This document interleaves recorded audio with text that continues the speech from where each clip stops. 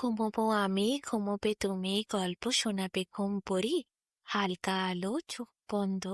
চলো একটা গল্প শুনি। রাতের গল্প বাংলায়। আজকের গল্প কালো রাজকন্যা।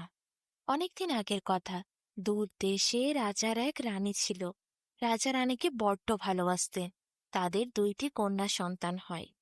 বড় মেয়েটি প্রচন্ড গায়ের রং ফর্সা হয়, কিন্তু ছোট মেয়েটির গায়ের রং তার বিপরীত হয়, মানে কালো হয়। ছোট মেয়েটি দেখতে কিন্তু সুন্দরী ছিল, তার গায়ের রংটা শুধু কালো হয়। তো কালো রাজকন্যার গায়ের রং হলে কি মানায়? কেউই তাকে পছন্দ করে উঠতে পারে না। এরপরে দুই রাজকন্যা বড় হয়। রাজার নয়নের মণি হয় বড় রাজকন্যা। ছোট রাজকন্যার গায়ের রং কালো বলে রাজা তাকে একটুও সহ্য করতে পারত না। রাজকন্যারা রূপে গুণে সুন্দর হয়, তাদের গায়ের রং এমন কালো হলে কি রাজকন্যাদের মানায়? রাজার সেই নিয়ে ভীষণ রাগ। রাজা ছোট রাজকন্যার সাথে একদম খেলে না, শুধু বড় রাজকন্যার সাথে কত খেলা করে, গল্প করে, ঘুরতে নিয়ে যায় তাকে। সেগুলো দেখে ছোট রাজকন্যার খুব দুঃখ লাগে। তার তো কোনো দোষ নেই, সে তো নিষ্পাপ। শুধু গায়ের রংটা কালো বলে এত অবহেলা, এত দূরে সরিয়ে রাখা তাকে। খুব কষ্ট পেত ছোট মেয়েটি, কিন্তু সে মনে থেকে অনেক ভালো ছিল। বছরগুলি পার হতে লাগলো, আর দুই রাজকন্যা বড় হতে থাকলো। বড় রাজকন্যা অনেক সুন্দরী দেখতে হলো, আর ছোট রাজকন্যা দেখতে মুখশ্রী সুন্দর হলেও গায়ের রং কালো বলে কেউ তাকে সুন্দর বলতো না। একদিন দেশের রাজার কাছে পৃথিবীর সবচেয়ে ধনী রাজা এলো। ধনী রাজাটি সেই দেশে ভ্রমণ করতে এসেছিল। রাজার সাথে তার অনেক বন্ধুত্ব, তাই রাজবাড়িতে এলো।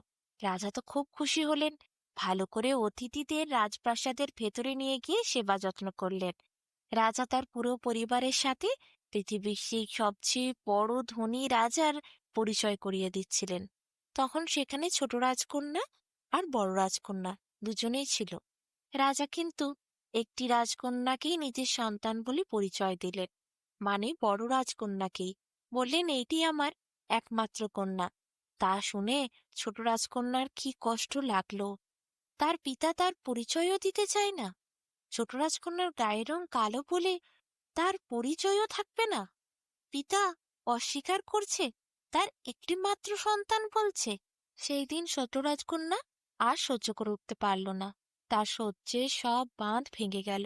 এতদিন রাজা তার সাথে যা দুর্ব্যবহার করেছে, ছোট থেকে সে সব সহ্য করেছে।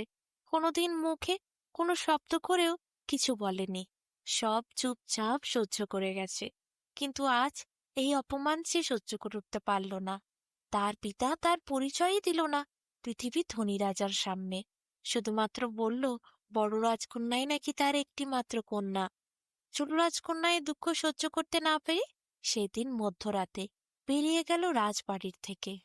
অন্ধকারে একা হাঁটতে হাঁটতে ছোট রাজকন্যা চোখ যেদিকে যায় সেদিকেই চলে যাচ্ছিল। হঠাৎ সে নিজের অজান্তেই এক গভীর জঙ্গলে প্রবেশ করল।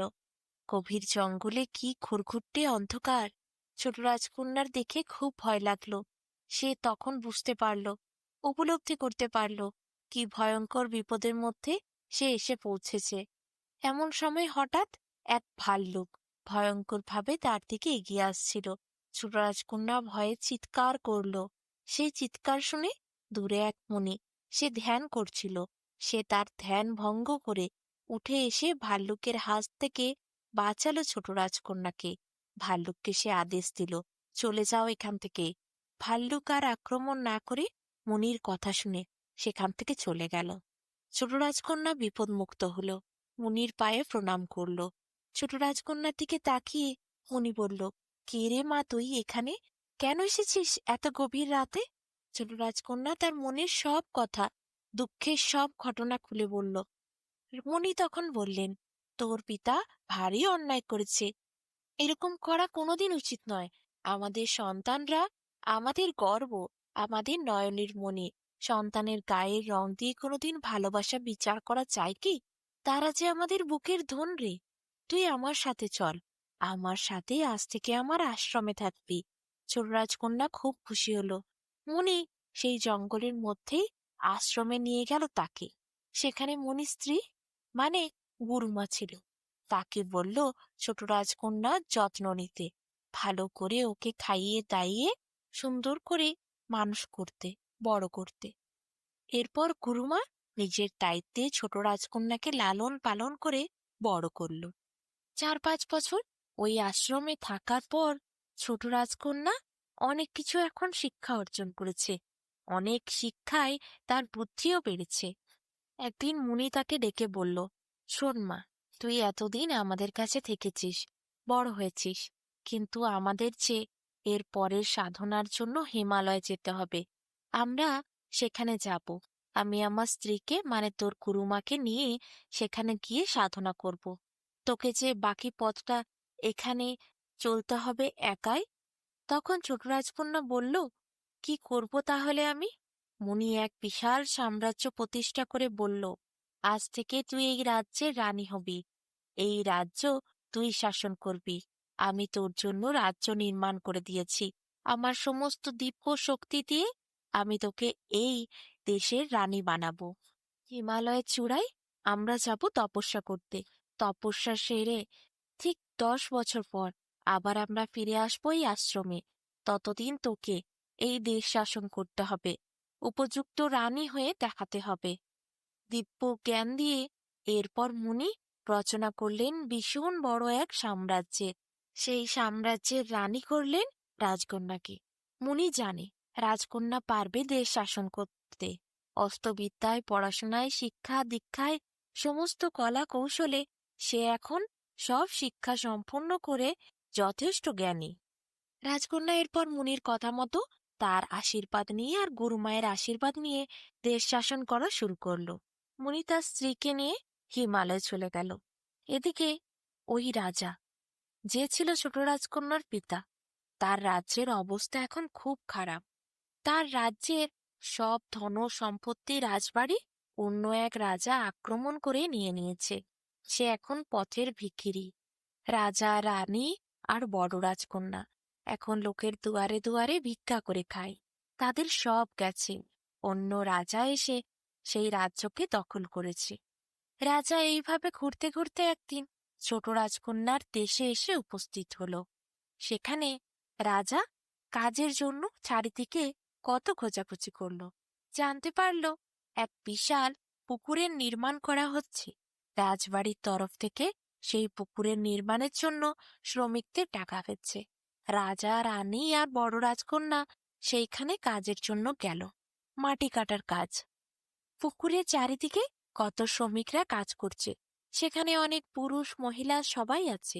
রাজা, রানী, বড় রাজকন্যা কাজ করতে লাগলো, যাতে তারা কিছু রোজগার করতে পারে আর পেট চালাতে পারে। সর্বস্ব হারিয়ে তারা এখন ভিখিরি হয়েছে। এমন সময় হঠাৎ সেই দেশের রাজরানী মানে ছোট রাজকন্যা এলো পুকুরে কাজ কেমন হচ্ছে তা পরিদর্শন করার জন্য। এসে তো সে নিজের পিতাকে দেখে চিনতে পারলো। ছুটে গিয়ে পিতাকে প্রণাম করলো। বলল, পিতা, আপনি এখানে?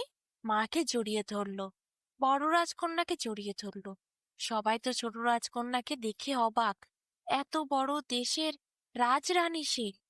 রাজা বুঝতে পারল কত বড় ভুল সে করেছে। রূপ দিয়ে কাউকে বিচার করা উচিত নয়, বিচার করতে হবে গুণ দিয়ে। তাই নিজের সন্তানকে এইভাবে অবহেলা করে সে চরম অন্যায় করেছে। নিজের ভুল বুঝতে পেরে রাজা চোখে জল ফেলতে লাগলো। ছোট রাজকন্যা তাড়াতাড়ি দাসদাসীদের ডেকে নিয়ে এলো। 3জনকে নিয়ে আসতে বলল রাজপ্রাসাদে। এরপর দাসদাসীরা সবাই রাজা, রানী আর বড় রাজকন্যাকে রাজপ্রাসাদে নিয়ে গেল। সেখানে সবাই হাত পা ধুইয়ে পরিচর্যা করলো রাজা, রানীর আর বড় রাজকন্যার। 3জনকে সুন্দর পোশাক দেওয়া হলো, ভালো খাবার খাওয়ানো হলো, যত্ন আত্তি করা হলো। রাজা এরপর সব ঘটনা শুনলেন ছোট রাজকন্যার মুখ থেকে। কিভাবে মুনি তাকে এই দেশের সাম্রাজ্যের সৃষ্টি করে দিয়েছে, কিভাবে সে এই দেশের রানী হয়েছে। সব বিদ্যা সে সম্পন্ন করেছে। মুনির বিশ্বাস দেশ শাসন করার ক্ষমতা তার আছে, তাই এই দেশের রানী হয়েছে সে। রাজা নিজের ভুল উপলব্ধি করতে পারল। তখন ছোট রাজকন্যা বলল, আমি আমার সৈন্য সামন্ত নিয়ে ওই দেশে আবার আক্রমণ করব। যে রাজা আমাদের দেশ দখল করেছে তার থেকে আমি দেশ ছিনিয়ে নিয়ে দেখাবো, যুদ্ধ করব আমি। রাজা তো অবাক, এই মেয়ে যুদ্ধও করবে? ছোট রাজকন্যা এরপর তার সব সৈনিকদের নিয়ে হামলা করলো নিজের পিতার রাজ্যের ওপর, যেখানে অন্য এক রাজা রাজ্য দখল করে বসেছিল। সেই রাজা হেরে গেল। ছোট রাজকন্যা তার অস্ত্রবিদ্যা দিয়ে, তার যুদ্ধের সমস্ত শিক্ষা দিয়ে হারিয়ে দিল তার সেনাদেরকে এবং রাজাকে। তাই রাজা পরাজিত হলো। ছোট রাজকন্যা আবার নিজের পিতার রাজ্যকে দখল নিল। দখল নেয়ার পর রাজা সেখান থেকে চলে গেল। এদিকে নিজের পিতাকে নিয়ে এসে সেই রাজ্যের রাজা করে বসালো ছোট রাজকন্যা। ছোট রাজকন্যার যুদ্ধবিদ্যার জন্য, তার সমস্ত শিক্ষার জন্য, তার অস্ত্র চালনার জন্য আজ যুদ্ধে জয় হয়েছে। এই রাজ্য আবার ফিরে পাওয়া গেছে। রাজার প্রচন্ড গর্ব হলো। রূপ নয়, গুণই সর্বসেরা। তাই গুণ দিয়ে বিচার করাই মানুষকে উচিত। রূপের জন্য কাউকে অবহেলা করা উচিত নয়। রূপ ক্ষণস্থায়ী। রূপ আজ থাকলে কয়েক বছর পর চলে যাবে, কিন্তু গুণ সে সারা জীবন থাকবে। রাজা সেইটি বুঝতে পারলেন, নিজের মেয়ের উপর গর্ববোধ করলেন। এরপর ছোট রাজকন্যা রাজাকে সেই দেশের রাজা করে, রানী এবং বড় রাজকন্যাকে দেশে রেখে নিজের দেশে ফিরে গেল। সেখানে গিয়ে সে আনন্দে রাজ্য শাসন করতে লাগলো। যখনই তার ইচ্ছে হতো সে পিতার কাছে আসতো। সেখানে এসে তার মায়ের সাথে, পিতার সাথে, বড় রাজকন্যার সাথে দেখা করত। রাজারও মন গেলে সে ছোট রাজকন্যার রাজ্যে যেত। কিন্তু ছোট রাজকন্যা তার দায়িত্ব ছাড়েনি। সে যে দায়িত্ব নিয়েছে সেই দায়িত্ব সে পালন করতে লাগলো। সেই রাজ্যের মহারানী হয়ে সে দেশ শাসন করলো।